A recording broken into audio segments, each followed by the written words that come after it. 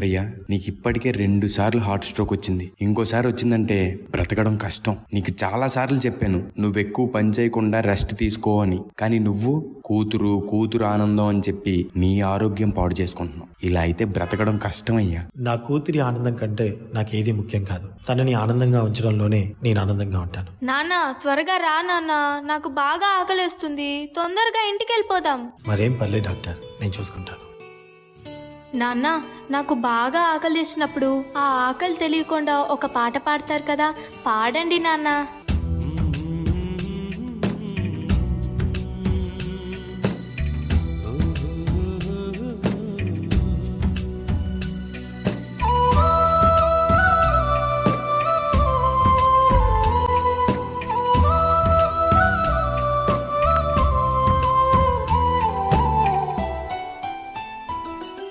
గుమ్మడి గుమ్మడి ఆడిందంటే అమ్మాడి, daddy ఊపిరిలో మురిసే కూచిపూడి.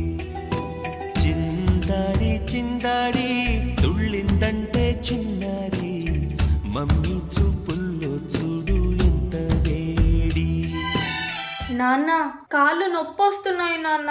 వద్దంటే వినదే పగలంతా ఆడి పాడి, ముద్దైన తినదే పరిగెత్తే పైడి లేడి, చిలకల్లే చెవిలో ఎన్నో సులాడి, పడుకోదే 12 ఏం చేయాలి. గుమ్మాడి గుమ్మాడి ఆడిందంటే అమ్మాడి, డాడీ ఊపిరిలో మురిసే కూచిపూడి. ఏ చంద్రయ్య, ఎక్కడయ్యా నా అద్దె డబ్బులు? 6 నెలల నుండి అడుగుతున్నాను, ఈ రోజుకి ఇంకా ఇవ్వలేదు. ఇలా అయితే ఉండొద్దయ్యా. నా ఇల్లు ఇప్పుడే ఈ క్షణమే ఖాళీ చేసి వెళ్ళిపోండి. అయ్యా, కొంచెం చిన్నగా మాట్లాడండి అయ్యా.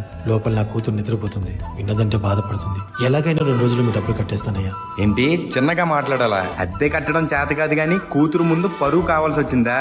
రేపుటి కల్లా నా అద్దె డబ్బులు నాకు ఇవ్వకపోతే ఇంట్లో ఒక్క సామాను కూడా ఉండేవను. ఏమైంది నాన్న? ఏం లేదమ్మా, పద పడుకుందాం. నేను మొత్తం విన్నాను నాన్న, నువ్వేం బాధపడకు నాన్న.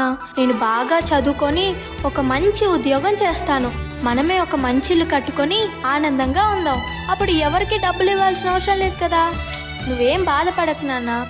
ఎన్నెన్నో ఆశలతో పెంచానమ్మ గుండెల్లో,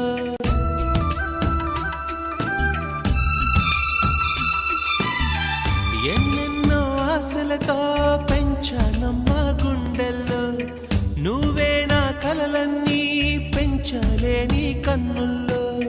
నా తల్లివి నువ్వో, నీ తండ్రిని నేను, ఎవరినెవరు లాలిస్తున్నారో. ఏమైంది నాన్న? డాన్స్ చెయ్యి నాన్న. చిత్రంగా చూస్తుంటే నీ కన్నట్టు పొంగిందే ఆ చూపుల్లో పాలవెల్లి. నాన్న, రేపు నాకు ఢిల్లీలో ఇంటర్వ్యూ ఉంది. అందులో కానీ నేను సెలెక్ట్ అవుతే 60,000 జీతం వస్తుంది. ఇక మన కష్టాలన్నీ తీరిపోతాయి, హ్యాపీగా బ్రతికేయచ్చు. నీ ప్రశ్నలు నీవి, ఎవ్వరూ బదులివ్వరుగా. జాగ్రత్తమ్మా, నీకోసం ఎదురు చూస్తూ ఉంటాను. త్వరగా వచ్చేవా? ఖచ్చితంగా ఆ జాబ్ని సంపాదించే వస్తా. ఏ గాలో నిన్ను తరుముతుంటే అల్లరిగా, మరి నేను వెళ్ళొస్తాను నాన్న, నువ్వు జాగ్రత్తగా ఉండు. ఆగాలో లేదు తెలియదంటే చెల్లదుగా. ఈ జాబ్ నాకు చాలా అవసరం. మా నాన్న నా కోసం ఎంతో కష్టపడ్డాడు. మా నాన్నని హ్యాపీగా ఉంచాలంటే ఈ జాబ్ నాకు రావాలి. బతుకంటే పడి చదువా అనుకుంటే అతి సులువా. నా బంగారు తల్లి, నేను పని చేయట్లేదు, డబ్బులకి ఇబ్బంది పడుతున్నా అని తాను జాబ్ చేస్తా అని ఇంటర్వ్యూకి వెళ్ళింది. సర్లే, నేను ఇంకా ఎన్ని రోజులు బ్రతుకుతానో కూడా తెలీదు. తనకి జాబ్ వస్తే తనే హ్యాపీగా ఉంటుంది. నా పాపకి జాబ్ వస్తుంది, దేవుడున్నాడు, జాబ్ ఖచ్చితంగా వస్తుంది.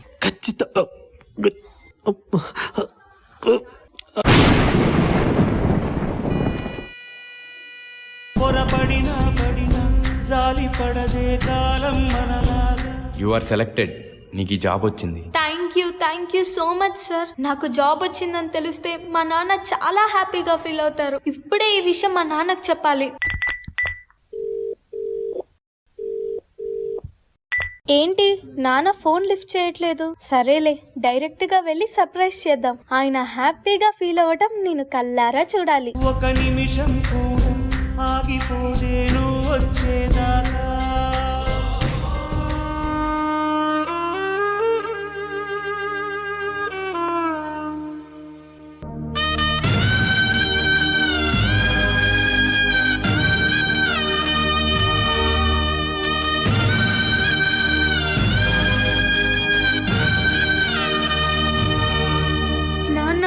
లెగ్గు నాన్న, నాకు జాబ్ వచ్చింది నాన్న, మనం హ్యాపీగా బతికేయచ్చు నాన్న. నాన్న లెగ్గు నాన్న, నాకు భయం వేస్తుంది నాన్న. నాన్న లెగ్గు నాన్న. నాన్న ప్లీజ్ నాన్న, లెగ్గిచ్చి చూడు నాన్న.